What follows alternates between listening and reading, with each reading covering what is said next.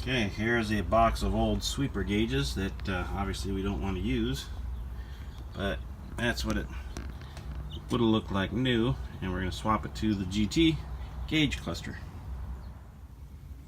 So here is the hole that I need to fill. This is the stock steel dash on my 65 Mustang, which, as you know, I bought as a bucket of bolts, literally not a nut or bolt on this car when I bought it. And since I'm more of a Chevy guy than a Ford guy, I'm kind of learning this stuff as I go along. Now we've got these regular straight tabs here that hold screws, no big deal.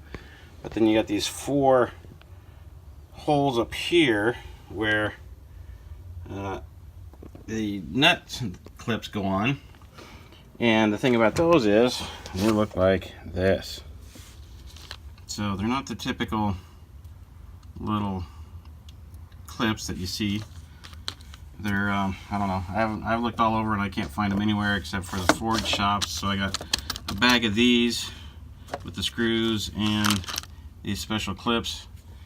And of course it cost me $12 for the bag, another $10 in shipping.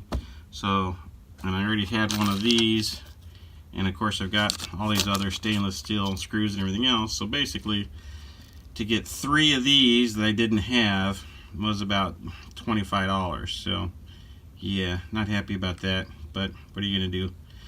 Actually, in reality, I ordered a bunch of other parts and ordered this when I got the other parts so that I got the free shipping, but that just kind of messed up things. Why I like Chevy better than Ford, but irregardless, here we are.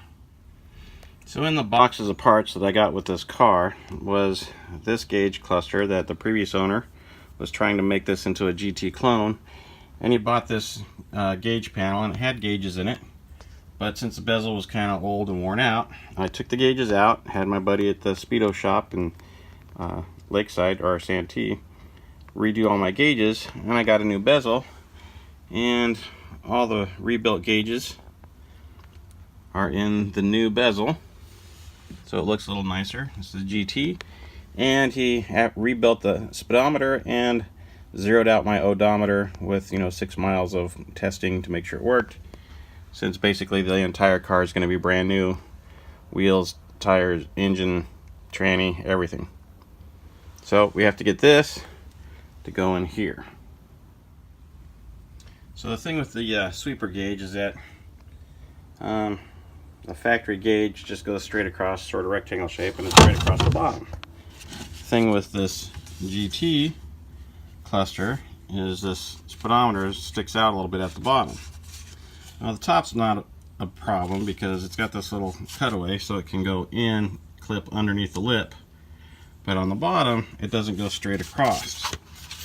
So you'll see that this has a hump across it instead of going straight across. This has no hump or space for the hump. So we know that this guy has to fit in here, and the only way to do that is we got to mark this and do some what we call custom modifications. And of course, if you've seen any of my work, you know I hate doing body work or any kind of fabricating. I like it when things just go together, but we'll try it. It's all about profit margin, so we'll see how it goes. And also, as a side note, even though I had all these gauges were original out of this bezel and I had the gauges rebuilt, I'm probably going to use these aftermarket Summit gauges because I use these all the time. They're easy to read, they're fairly inexpensive, they're nice gauges, they work well, and you can change the rubbers on the back of the lights, and you can, with the white, they have these in white and black face, giggity, and you can change the lights or the light covers, and you can make them green or blue or red or whatever color to match your interior or your pinstriping details, whatever. So I'll probably put some blue rubbers over the lights so that they light up blue to match the car. Of course, if I put the air conditioning in here, it's going to be kind of tight, so I'm not sure where I'm going to put these, so we'll see what ends up at the end. So as you can see, I'm using this old bezel without the gauges to stick in here And to mark the bottom of this, yes, it's hard to film and do this with one hand, but I need to mark where I need to cut this. So the little round part underneath, I can either use silver Sharpie to mark it so I can see it, or I can use the yellow crayon. But what I like is the good old trusty whiteout, because other than marking balancers and the timing mark on balancers, not a lot of use for this stuff anymore, but it is nice for marking something like this with a black surface, and it'll wipe off really easy once I mark it. Okay, so I put two of the clips, custom clips in on at the top, one on each side, just so I could hold this bezel in place so it's somewhere close. And then underneath you can see my awesome paint job with the whiteout, just to mark where that little sucker sticks out, and we should have a nice line to go by to clearance this thing. By the way, these screws that came with the kit are not even stainless, they're just regular steel screws, so naturally I'll be replacing those with stainless steel, but give me a break for that kind of money. So here's the little Cheshire Cat smiley face mark that I made using my old GT bezel. And obviously I don't want to cut below where the white line starts, because that's the outside of the thing.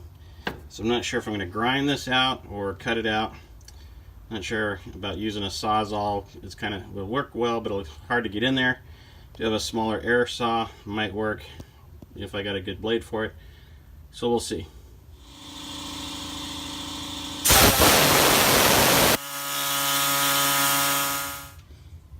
So as you can see, I laid down some cardboard to catch all the metal shavings and whatnot from cutting out my smiley face. I tried to cut it a little short, didn't work, but figured I'd cut it short, and if I need to I can grind it out a little bit more from here on out, just so I don't end up with a gap. So let's try the bezel and see what it does. So as you can see, the actual gauge panel on the back gives it a little lip. See it sticking out past the bezel there, and that little lip is fine, that's what's catching, but that's what we want to do, is cut it small first and then grind it out to fit, because it's easier to cut it bigger than to cut it smaller. So we'll grind that out a bit and see what happens. I can also kind of see the scratch marks where the lip is sticking out into the whiteout, so that helps a little bit. That'll give us a good reference mark to grind out to.